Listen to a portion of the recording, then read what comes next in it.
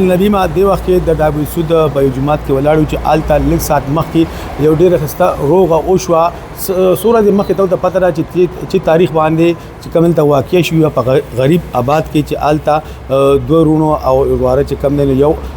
ځوان خپل واره چې وشته او هغه داوا چې به کوم سید انور د واره په خپل تر فلی عظیم اور دغه باندې جمیل او واره چې باندې کړی و نو هغه کې نن د جرګي مشران د علاقې مشران د خپل د علاقې د امن راوستو د پاره هغه جوړل او هغه روغه کې نن هغه یو روغه او شو او پاره کې چې کم دین او هغه کم مقتول چې کم دین د رور او واره چې کم یو معاف کو او د خپل دردار لپاره معاف کو نن هغه سلسله کې دلته مو سره موجود مشران موجود دي او د جرګي چې کم مشر دی تاسو جانا پہچانا چې کم دین او هغه د وخت کې مو سره موجود دي مدنه تاسو کو په دې جرګي باندې چې د امن راستو لپاره چې کم کوششونه علاقې کې کړې دي موږ د مخکې خراج تقسیم پیش کوو اسلام نبی درته وایي چې کم د جرګه دلته او شو په دې حق لبانې تاسو متعلق او څنګه جرګه او شو معاف څنګه دغه شو او دا واقعي څنګه پیښه شوه بسم الله الرحمن الرحیم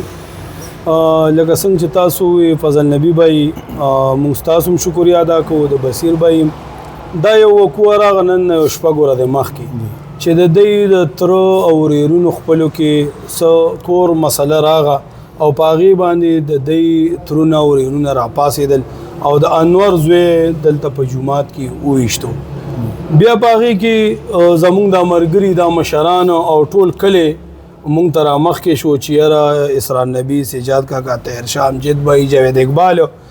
مونږ ته وی چې تاسو را پاسې او مهربانيو کوي او دا دوه کور جوړ کوي تاسو کله دي او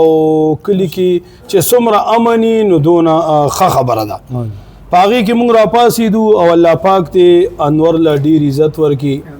الله پاک ته زموږ د جرګې قدر کو خدای دې داغه قدر وکي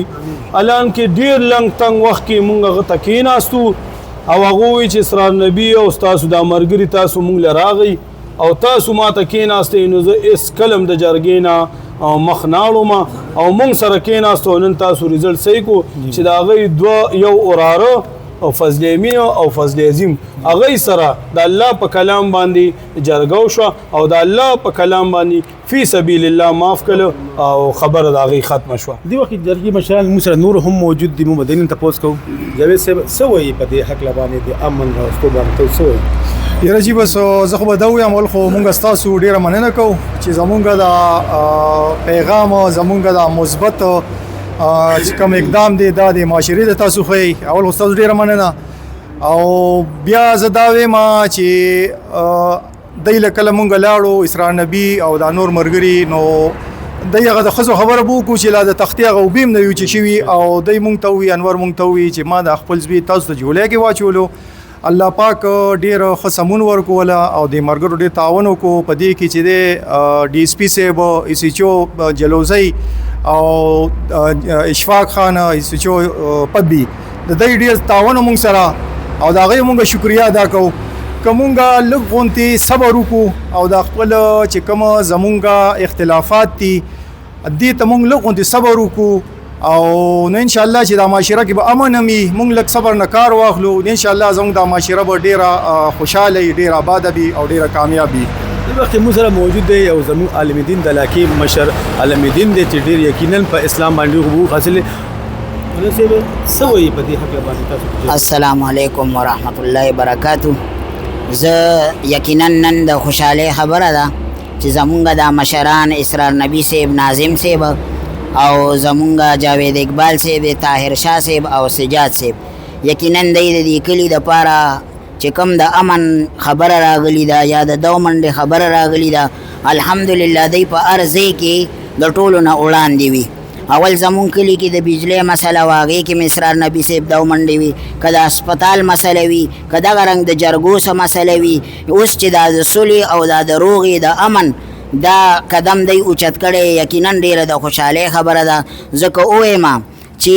د ورانې دپاره هر څوک تیار دی او هر څوک منډې وهي خو د کور جوړولو دپاره هېڅوک هم قدم نه اوچتې. یقینا دې کې د دشمنۍ خبره هم راځي، دې کې د دوی سر ته هم خطره وي، لیکن دا هر څه دوی برداشت کړل، د هغې باوجود دوی دا قدم واخیستو. یقینا الله پاک به دوی ته په دې باندې ډېر لوی اجر ورکوي او الله پاک د دوی ته اجر ورکړي او الله پاک د مزید دوی ته توفیق ورکړي. مونږ ټول انشاءالله سره د علماو او سره د ټول کلي مونږ دوی سره ولاړ یو په دې امن کې. الله دې والله تعالی کې ورکړي. امین امین. دې وخت کې مو سره د علاقې بل مشر جرګې بل مشر مو سره موجود دی، هغه به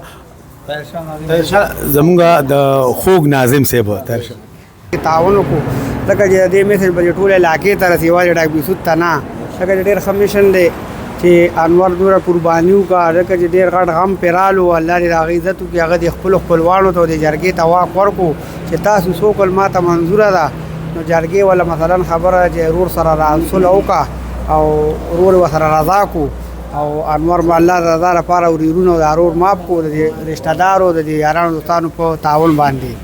نو ټول ډاکټر یوسف ته ټول علاقې ته دا ورکو چې دې ته سوچ وکړي، لږ سوچ پکار دی. د معمولی غصه چې راشي دونه غټ غم جوړ کړي چې بیا په راغونډولو پې ډېر وخت لګي.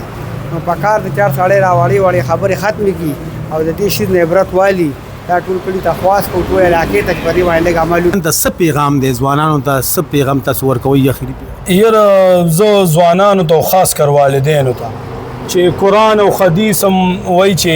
د 7 کالو پورې پر عذاب ویکا، چې د 7 کالو نه وړو نو بیا په سخته په چوکو په پړک ویکا. نو لا پولیس کاروی نه کړي، ولس کاروی نه کړي چې ته د خپلو بچو نه تپوس نه کوي چې تا نن د 3.5 لکو موټر سایکل شته دا تا کم ځای نه راوستی دی. د خپل بچی نه دا تپوس نه کوي چې ته 2000 روپۍ ورځ خوري دا د کم ځای نه راځي. که کله والدینو دا تپوس وکړو نو انشاءالله تعالی چې په علاقه کې په کلي کې په ملک کې به امن راځي او داسې امن به راځي چې خلک د نورو ملکونو مثال ورکوي. نو انشاءالله تعالی چې بیا به زمونږ د ملک او د کلي علاقې مثال ورکوي. او په دې زه د خپل کلي د ډاکټر بیسود ډېره شکریا ادا کوم چې زمونږ مخ چام نه دی غورځولی، ځکه چې ډېر سخت ټایم یې فضل نبي به وي که په خدای دې نه کړي خدای دې نه کړي که په مونږ راغله نو مونږ به هم داسې ونه کړو. ډېره لویه ورځ د خدای پاک انور به یې له ورکړي چې دا زوی مونږ ته جولۍ کې راواچولو او مونږ ته یې وي تاسو پرې شو دا کار پرې شه. نو نن هغه روغ الله پاک سر ته ورسوله او ټولو خلکو ته مې دا خواست دی چې دا مه کوئ چې زه کشر یم او زه مشر یم. ما د مور په غېږه کې د هر څه زده نه کړل،